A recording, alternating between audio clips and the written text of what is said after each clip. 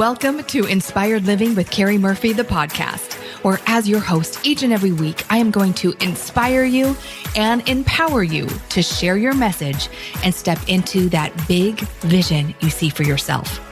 I'll be bringing you celebrity interviews, influencer insights, and my personal tips from decades as an on-camera talent, TV host, media expert, and entrepreneur, so you can build a brilliant seven-figure brand.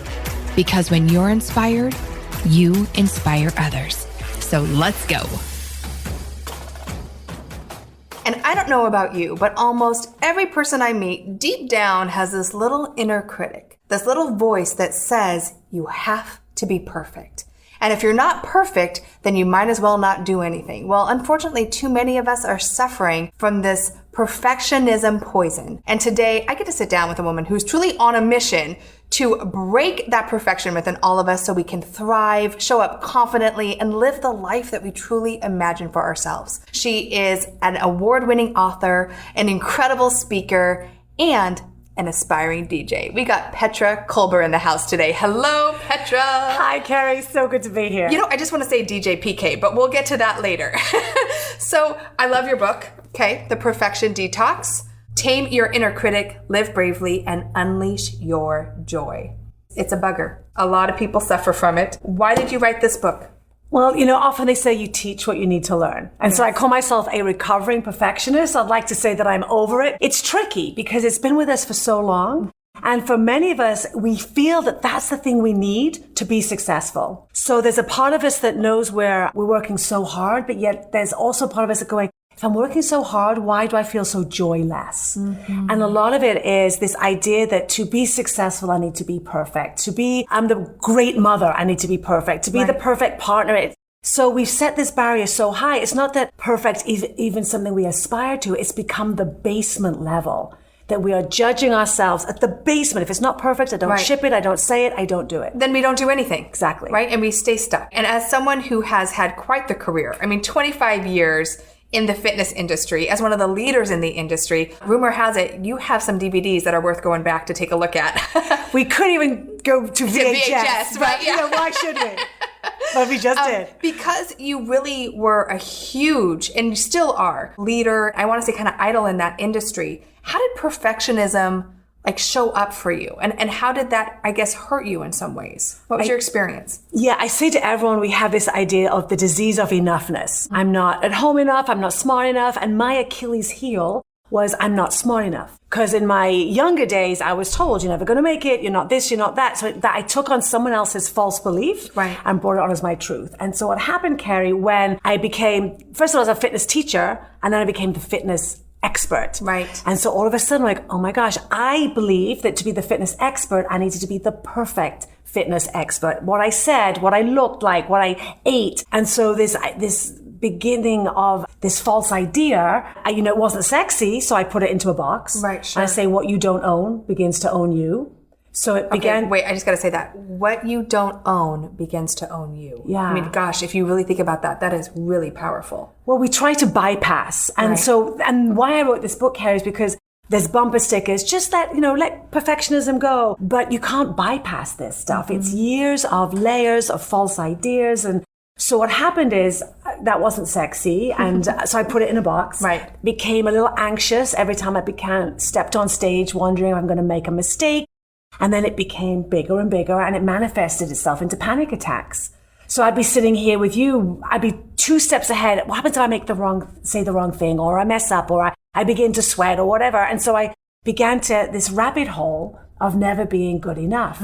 And so instead of as something I aspired to be, it actually kept me small and away from the very work that could have helped others step over this gap between who they are and who they think they should be. You know what's so interesting, Petra, that you said that, I put it in a box and it started out as a small little anxiety attack, right? Just a small thing that you started to get these symptoms, right? And then it started to become a really big thing. Is that when you decided to really look at the box and say, okay, I got to open this up and got to start figuring out how to work with this? Because as a leader and someone who is speaking and really putting herself out there, it's kind of an oxymoron to try to do that and yet have this, kind of box over here and that anxiety really kind of Yeah, and I think that's the challenge, Keri. You know, we think we want to be the leader, whatever that means. You want to be of service to an others. Expert. Yeah, right. So there you go. So if I'm the expert, but I'm dealing with this, right, what does that say about me? Right. So this is one of my favorite sayings is by Stephen Furtick. You know, the reason we're all struggling with our insecurities is because we're comparing our behind the scenes, the truth of how we feel about ourselves with everyone else's highlight reel. But so true. Yeah, we don't relate to perfect. So if I can say, hey, I'm a leader, I've been through this, I know what's worked for me. Hopefully it can help you. And I'm not so far out of the game. I still get anxious being here with you, but it's an excitement. Yeah. And there's a difference. Yes. Yes. And one of my favorite things, excitement is just anxiety. No, anxiety is excitement without the breath. So and perfectionism, it sucks the breath out of your life. So I just knew if I was struggling with this, I had to think that the many women that I met, thousands of women in the US, around the world, they were perfect. But they'd come up to me at the end of the day going, how to get rid of this part of myself? And all they could see was everything that was broken about themselves. Yeah, our lenses are so tinted, right? And distorted. And we see only the things most of the time that bother us instead of seeing all the things that are wonderful, you know? And we put this pressure on ourselves. And working with so many women and men and teaching them how to be on camera and how to share their message. Petra, I can't tell you, I say it over and over and over again. Like the P in perfection stands for poison. And that's why when I met you, I'm like, I have to have you on this show because it is an epidemic. It's something that everyone deals with to some capacity. But if you are a perfectionist, like it really stifles you from your greatest work in the world, you know, and really finding joy. So I know that in your book, you kind of go through 21 steps. We won't go through all of them today, but how did you uncover those steps? What can we expect in the book? Tell us a little bit more. Well, to me, it's three main phases. First one is awareness. If you're not aware there's a problem, how can you address it? Right. And for many of us, perfection has been such a part of us. The self-judgment, the self-doubt, it's become such a part of our DNA, we don't even notice it's happening. So it's awareness first. And then what do we do with that awareness?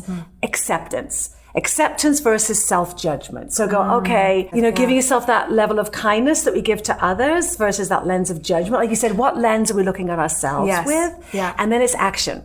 You can think this through, but then you have to put actionable steps. And that's what I've done here. Tell a perfectionist to get over perfection. It's impossible. I want to do it. How do I do that perfectly? Right. So, in my already busy life. So trying to break it down into micro, small pieces that you can do during your day. Still strive to be the best that you can be. Still striving to be excellent. That's a difference though. There's a difference between excellence and perfection. And people too, whether you're in leadership or you're an aspiring author or whatever it is, Petra, people don't relate to perfection, right? We don't ever look at someone and go, oh my gosh, she's so perfect. I want to be just like that. We actually connect more with people's flaws, right? Because then we feel like we're human, right? It's like why reality TV is what it is today. Like we don't want perfect, so how do you help people? Give us a few tips that for the perfectionists watching right now, what are some things that they can do right now, today, that's going to help them move beyond? First thing I would say, perfection means different things to all of us. So when I say, when you think of the word being perfect and whatever that means, does it bring more joy to your life or does it suck the joy out of you? Because not everyone, perfection is not always a bad thing depending on what label you've attached to it. So if you say, I'm striving to be the perfect singer, speaker, in front of the camera perfectly, but that excites you, that's fine. You haven't attached this ideal to that word that it means flawless. Right. Then also it's hard. It's the difference between rumination and reflection. And this is a big one. When we move into a spiral of self-doubt and self-judgment, we ruminate. So we're running over these negative tapes without an exit strategy. Right. So we're going down and down and down. It's just on repeat over and over again. Yes. Yeah, it's like bad hypnosis, like bad meditation. Yes. Like, yeah, exactly. It's like, meditation gone wrong. This is an intention you don't want to listen to every day. Yes. So with that, the fastest way is to move your state. Okay. So I have this one thing that I call stop. So whenever you find this rumination, you got to notice it first. Right. A-S, stand up if you can. T, take a walk. You got to move your body because then that moves your thoughts. O, observe your surroundings, the sense, the taste, the sound. Because when you're in the surroundings, when you're in a sense, you're in the present moment. Right. And then P, choose to pick a positive thought or a mini mantra.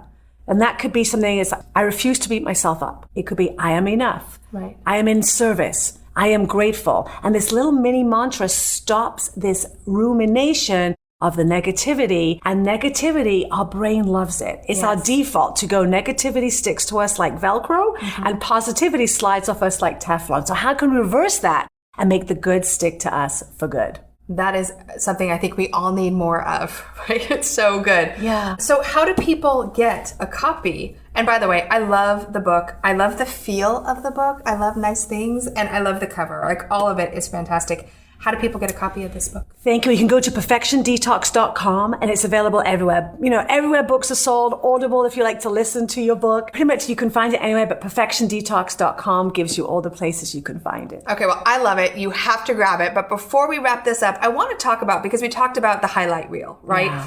And this comparison and this comparison analysis. How do you feel, it's not a new conversation with social media, and we all put out what we want people to see, all the best images, right? How do you think that impacts the perfectionist on our humanity? And do you have any tips around that as well? Yeah, it's a great question. And for many of us, and many of the women that you work with, we do need to be on social media to spread our brand. You have to be on social media. So, Keri would say that. But also, the thing is, we tend to also pop onto social media when we're bored. Mm-hmm. The worst place you can be for your self-esteem, your self-kindness, is to pop on to social media when you're being mindless. So my advice would be, go on with full intention and full attention. Know why you're going on, what message do you want to serve to your audience about to uplift them. Right. How can you separate yourself from the noise by only adding good, positive, and some of your struggles. Yeah. So we're not putting more perfect out there. We don't need more perfect. We need real stories. And then notice when you step off social media, how do I feel? If the joy's been sucked out of you, what have you been posting and what have you been consuming? Yes. And maybe it's time to, start micromanaging your feed and, only follow people that inspire you, uplift you. But we have to go on. We cannot go on in a mindless moment. Yeah, that's really great advice. It might be time for a digital detox. Yes, exactly. Right? Yes. You can go through the perfection detox and the digital detox at the same time. I love that. How wonderful is that? And talking about challenging times, you walk into a room, and one of the things that I was so attracted to was your aura and your energy. You just elicit joy, and you can tell that you really walk your talk. And that's something that, in order to even be on spotlight, it's really important to me. The people we showcase really are who they say they are. But you've also, gone through cancer. You're a 2-time cancer survivor. What impact did that have on your life and your need to be perfect? And did that shape the book at all? It's a great question. To be honest, it did not shape the book. But I did my most fearless living during that time. Because the last thing you care about when you have cancer is about being perfect. Right. And at my most imperfect, I had a bald head. I'd put on 15 pounds from all the steroids. I didn't care what people thought of me. And then fortunately and unfortunately, I was fearless. I was always there because for a while there, Keri, we didn't know if it was, a melanoma that had metastasized. We were talking about maybe 6 weeks to live, or which luckily it was Hodgkin's lymphoma. I'm fine. Right. I'm 20 years post-cancer. Right. And with that, and thank you for reminding me, when you have cancer, you never take the gift of your ordinary life until it's gone. Right. And this is where perfectionism ruins the ordinary of our days. Yes. And so, I'm so happy that I'm so far out, but the last thing you want to do as we're going to our last few breaths on this life is to have a tombstone that says she died trying to be perfect. Right. Or she died. Could have been more perfect. I right? know. Yeah. Or she died worrying what other people were going to think about her. Yes. So again. So it kind of gave you permission in a way. To be human. To just be hey, this is me. Yeah. And you don't get to hide a bald head. You don't get to hide 20 pounds of water weight, but I didn't care. Yeah. And we shouldn't care. We should care about the work that we're doing, the words that we're sharing, the impact you want to make. And if we are so worried about censoring our